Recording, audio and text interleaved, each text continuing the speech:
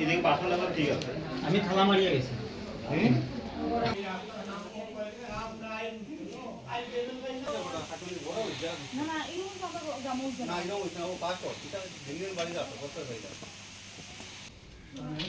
সুন্দর অবস্থা ঘটনা, গরিব মানুষ একটা নেই, একটা করে দুইটা করে সাহস হয়। চলে যাই না?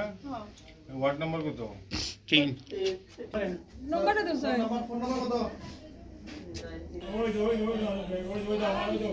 ওই তো আমরা বাড়ি ঘুরে না। পূর্বচুরের বাড়ি গাউসবা 3 নম্বর ওয়ার্ডের বাসিন্দা। আমি এই বাড়ির মালিক। আমার বাতি ব্যবহার চলে গেছে। আমি তা গেছিলাম চাকরির উপাসনা কালকে, আগামীকালকে গেছিলাম সবজি বাজার নেই, সেই উপলক্ষে 3টা দরজা বানিয়ে একটা কিনে।